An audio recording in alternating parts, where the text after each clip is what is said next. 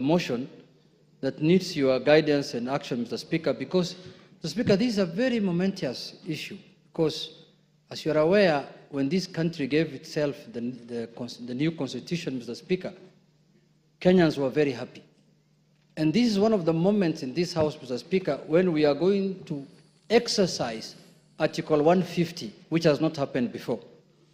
So, Mr. Speaker, this is a very, very important matter for this nation, Mr. Speaker, that is being exercised through this House.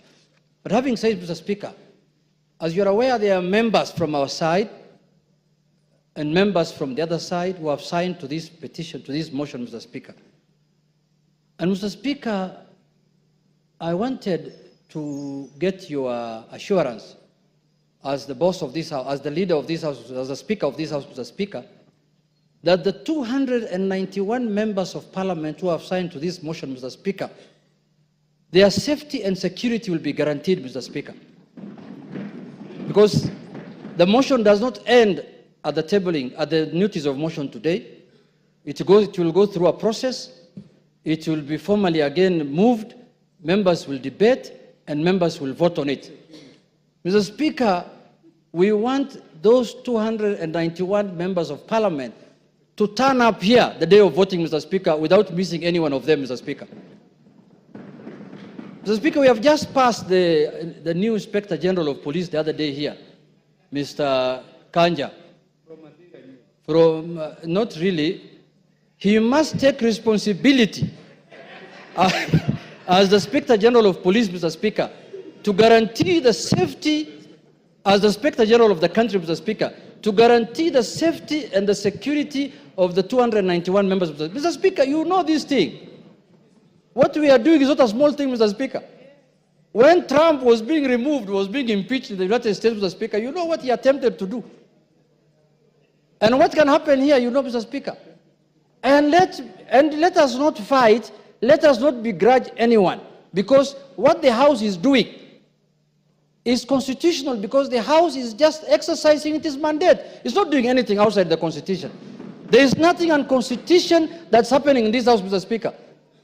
You can impeach a cabinet secretary, you can impeach a deputy president, you can impeach the president if you wish so. So, Mr. Speaker, this is an exercise that is given to us by the Constitution. So, Mr. Speaker, you've made your point. I have made my point, but I conclude by saying this, Mr. Speaker, that, Mr. Speaker,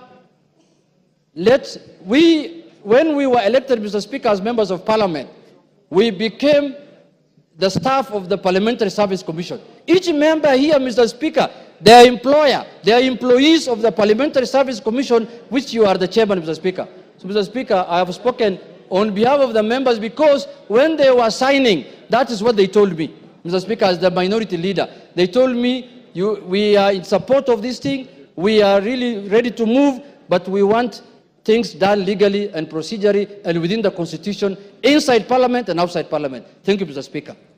Thank you. I don't want to open debate.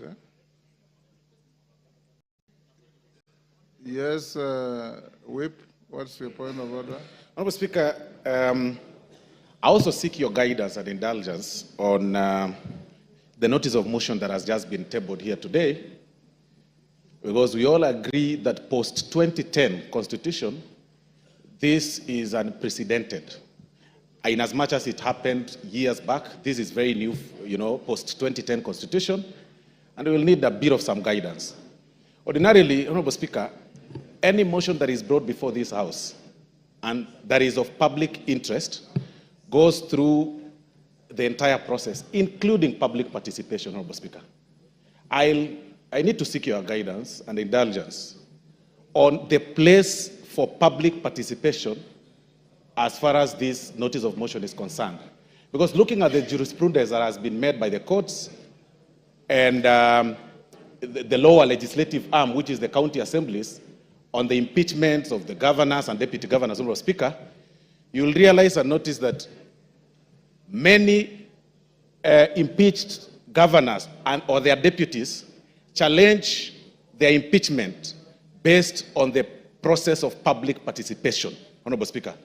This is unprecedented, and of course it's my view that will replicate the same, to what happens on the impeachment of governors and deputy governors, and they invoke the element of public participation across the country. You've made your point. Thank you, sir. Yes, Majority Leader. Before you, Majority Leader, Farah has been raising his hand. I'll give you 1 minute, Farah. Mr. Speaker, I also join the other colleagues in this, but I've just one very important, most important in this country to raise. Not only do we have to protect the lives of 291 members of parliament who have appended their signature there, we must also protect the system. The IG must protect our president to the hilt. Because you know the kind of a constitution we have. Any reckless thug can decide to change the course of history if, God forbid, anything were to happen to our president. You get my point? And there are people who we have been so worried lately, I get the feeling that they can even have the capacity to plan something like that. Let us make sure this information goes out. Our president must be protected to the hilt until this motion is over. Because if, God forbid, anything were to happen, then we have something much bigger to worry about. Thank you, Ichungwa. And those guys are... You're the last on that. Thank you, Honorable Speaker. My Honorable Speaker, if you will indulge me, I'll add something on security. But before that is on Standing Order 85, Honorable Speaker. 85-2, which, Honorable Speaker, would beg, even as you guide members, that members listen, that it shall be out of order to anticipate the debate of a motion of which notice has been given by discussion upon a substantive motion or amendment and all that is said in the standing orders, Honorable Speaker. And I say this, Honorable Speaker, because I know we are in an open and transparent society, and many of us will be invited to media stations to discuss this impeachment motion which notice has been given today. Just to caution members that it will be completely out of order to discuss the substance of the motion in media stations before debate, as is contained in our standing orders. So when we're invited to media stations, maybe we be guarded in what we discuss, so that we do not go into the substance of the motion until we are done with debate. After debate, Honorable Speaker, we are all at liberty to discuss, and that includes, Honorable Speaker, both those who have appended their signatures, like myself, and the other few who have not appended their signatures, Honorable Speaker. The 58 members who have not appended their signatures. Honorable Speaker, just to add on to what the Honorable Farah and Honorable Junet have said, Honorable Speaker, the security of members of Parliament is paramount. Honorable Speaker, I say that looking at you, because you know on the 25th of June this year, Honorable Speaker, none other than yourself, you were a target, and you know that.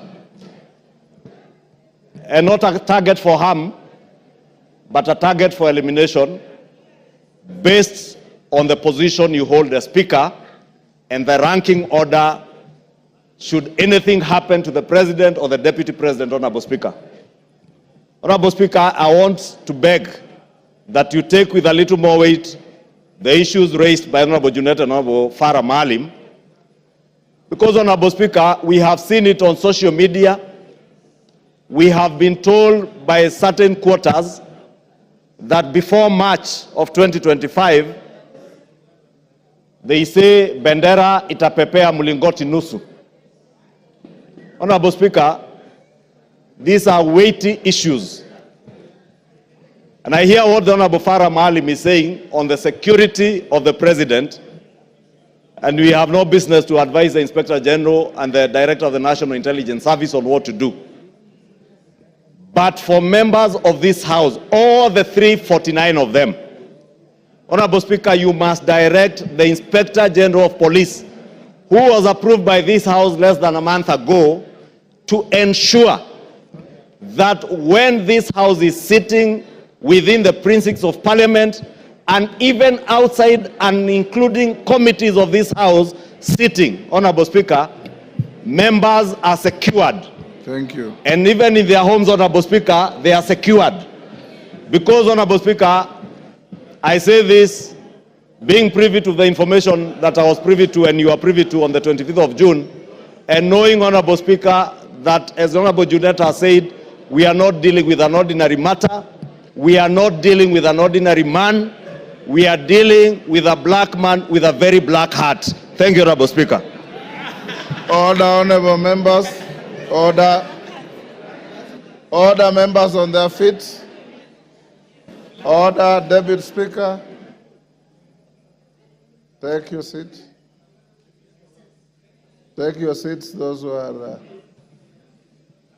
Honorable members, those points raised, I'll address them later in the day.